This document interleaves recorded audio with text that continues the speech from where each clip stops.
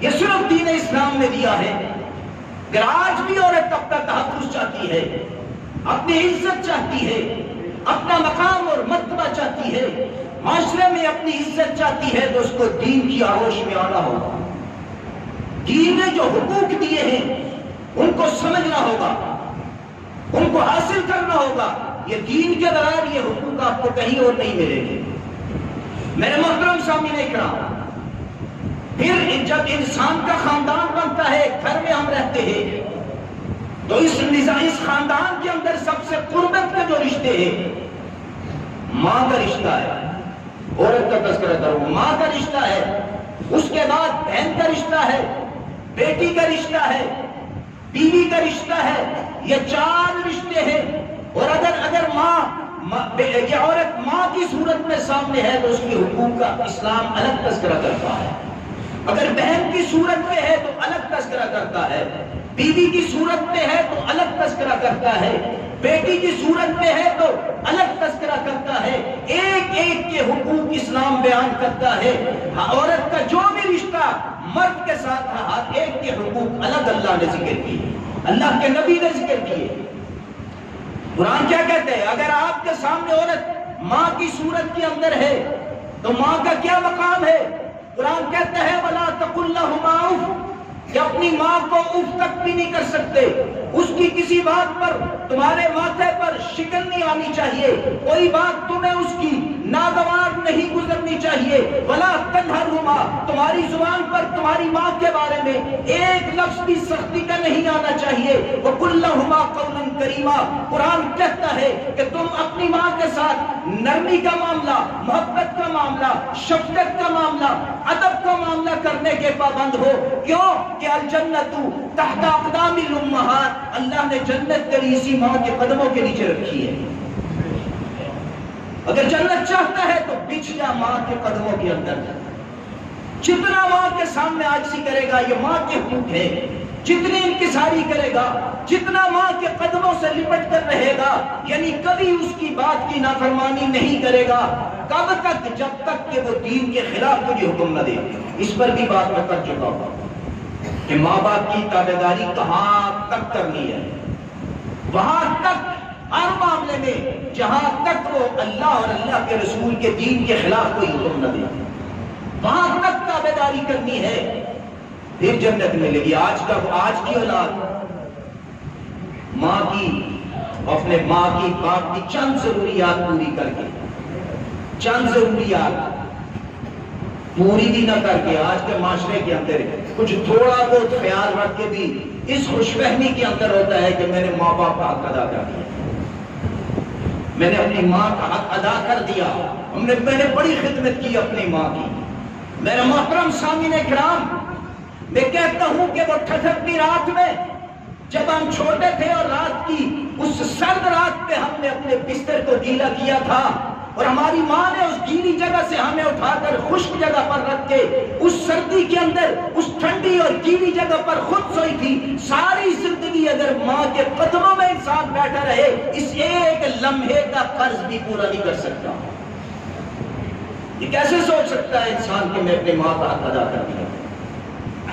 میرے محترم سامعین اکرام، ایک شخص اپنی ماں کو کمر پہ اٹھا کے طواف کرواتا ہے، صحیح کرواتا ہے، اور امام الانبیاء محمد الرسول اللہ صلی اللہ علیہ وسلم کی خدمت میں آ کے کہتا ہے یا رسول اللہ، میں نے اپنی ماں کو کمر پہ اٹھا کے طواف کروایا ہے، کیا میں نے اپنی ماں کا حق ادا کر دیا؟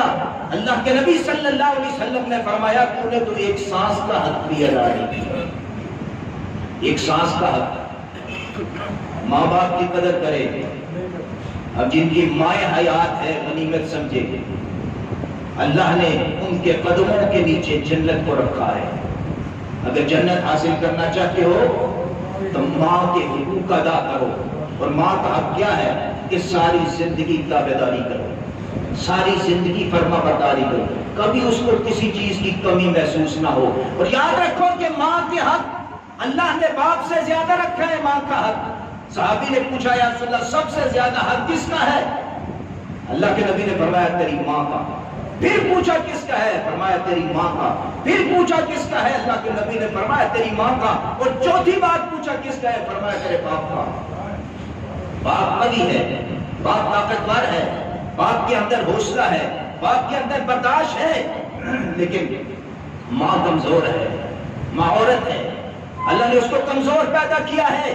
میرے محترم، پھر دوسری وجہ کہ تیری پیدائش میں اور تیری پرورش میں تیری ماں نے بڑی تکلیف اٹھائی ہے، باپ نے وہ تکلیف نہیں اٹھائی۔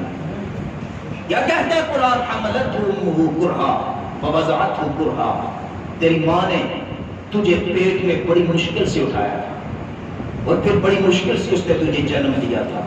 9 ماہ تک تو وہ سو نہیں سکی، نہ سیدھی بیٹھ سکی ہے نہ کروٹ پہ، نہ اٹھ سکی نہ بیٹھ سکی، نہ کھا سکی نہ پی سکی۔ اس کے ماتھے پہ تو شکر نہیں آئی، اس نے تو یہ نہیں سوچا کہ میرے پیٹ میں، میری کوکھ میں میرا بیٹا ہے اور میں کھا نہیں سکتی، میں پی نہیں سکتی۔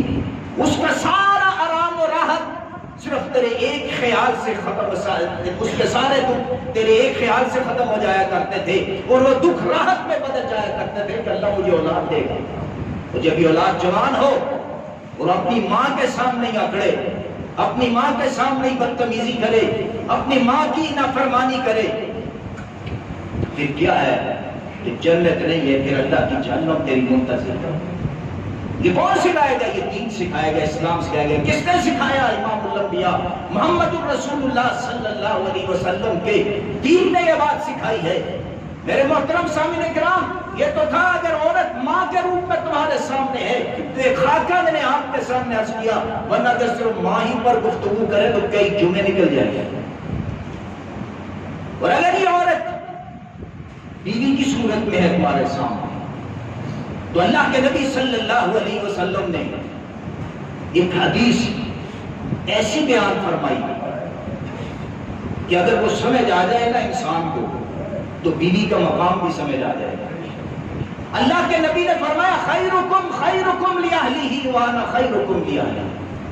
ہر انسان کیا چاہتا ہے؟ میں دنیا کا سب سے باعزت آدمی بنوں، معاشرے کے اندر میرا بڑا مقام ہو، میں بہترین آدمی بنوں۔